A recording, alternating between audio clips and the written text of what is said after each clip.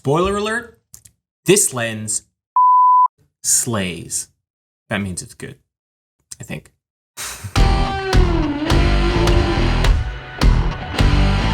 Welcome back. Today, I am reviewing the 85mm 1.2 from Canon. This is for the RF mount, and I paired this with the EOS R5 for a week of shooting. I got this on an evaluation loan from CPS, and I gotta tell you, I'm pretty impressed. Now, I'm gonna give you a little bit of history of me and this lens.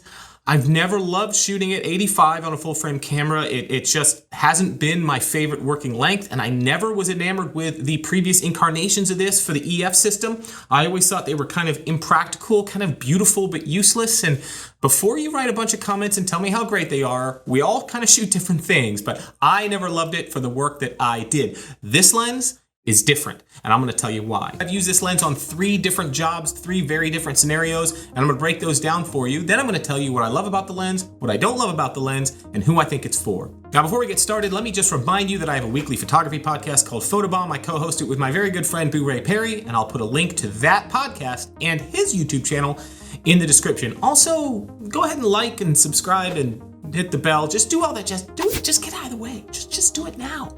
Just do it, and then we can just move on. Now, the first time I used this lens, I took it on a job for an actual client. And normally I don't do that, but I thought that this would be the perfect opportunity to deploy that shallow depth of field. This was a corporate team shoot where what they wanted was more of an in-situation kind of a headshot rather than something on just a plain background. Now, this isn't really what you would consider a headshot, but more and more companies that I work for are asking me for something like this. So what they wanted specifically was an individual team member with other team members kind of in the shot but out of focus. I can't think of a better situation to take a lens that not only can shoot a shallow depth of field, but paired with this EOS R5 can nail the focus every single time. But can it? Yes.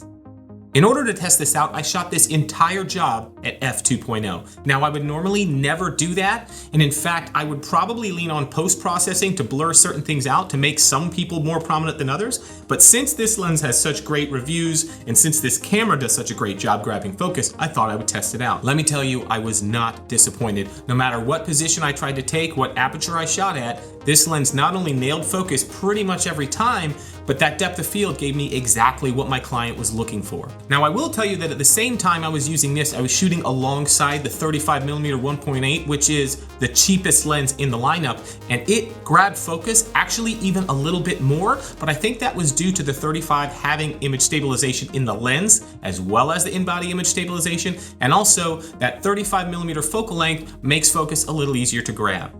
Second scenario that I shot in was a headshot in the studio, and so we brought in a model who is a client of ours, Joe, to come in and help us out with that. A couple of the things that I wanted to find out was, can I shoot this at 2.8 and have the eyes and the mask of the face be in focus?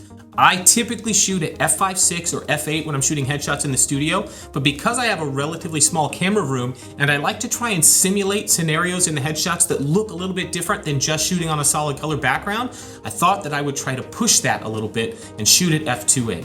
Now, if you see me looking at the back of the camera in one of these scenarios, I'll shoot about a dozen images and then I will look back through to make sure I've got focus. I know my exposure's good because I've metered all my lights. I just want to make sure before I move on to the next look that I have pulled off what I needed to by getting the mask of the face sharp in these headshots. And eventually with this camera and lens combo, I stopped checking because every single image I pulled up was sharp. And the final scenario I used was a fashion and modeling shoot. So again, we brought in one of our great clients, Riley, who is a professional model, and I wanted to see how this eye tracking and how this lens could perform together when shooting a subject that moves around a lot. If you shoot modeling, if you shoot fashion, the model does a lot of the posing work, and it's move, click, move, click, move, click, and this was a perfect scenario to test that out in. I wasn't doing a whole lot of close-ups. I wanted to do more 3/4 length stuff and see what I could get with this 85mm focal length. And again, I was not disappointed. Shot after shot after shot after shot was tack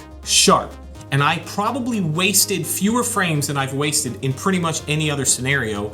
And I gotta tell you, that's a pretty compelling reason to start looking at buying a lens like this. It's time to break it down for you. Here are the things I love about this lens. 1, it is fast focusing. It is absolutely just bam, it nails it, and it's tack sharp almost every time. Now, that being said, it wasn't quite as sharp as often as the 35, but I think there may be a couple of things there. Plus, this lens doesn't have an image stabilizer built into it. Now, it doesn't necessarily need one, because I'm talking about the difference in 90% of my images being tack sharp to 95% of my images being tack sharp, so I'm still not wasting a lot of frames. This solves a lot of the problems that the EF versions of this had. It not only has that incredible light gathering capability of the 1.2, but it also has the ability to actually focus in low light and to nail focus for you every time. Finally, I love that I can play with shallow depth of field without wasting a whole bunch of frames. It is almost not worth my time to have to take 10 images to get one sharp, but this lens is just, in combination with that eye autofocus, this whole RF system, it has just opened up a lot of new possibilities for shooting with a shallow depth of field. If you're like me and you stay away from those shallow depth of field because you hate losing so many frames, this gives you the ability to start playing with that and to not waste those frames. It's like having a whole new set of creative tools to play with. Here are the things that I do not like. One, the weight and the size of it. Just to give you an example of the weight, the R5 plus the RF85 is about 4.25 pounds, where the 5D Mark IV and the EF version of this lens were 4.13 pounds. So this is actually even heavier than the old version, even with the mirrorless. So you're not gonna save any weight on it. And honestly, I was hoping that it would be a little bit lighter, but it's not. It's actually heavier. The second thing I don't love about this is obviously going to be the price. This is a technical masterpiece. It is worth every penny of the $2,600 it's for sale for right now on Adorama. There is no way you could convince me that this lens isn't worth the money.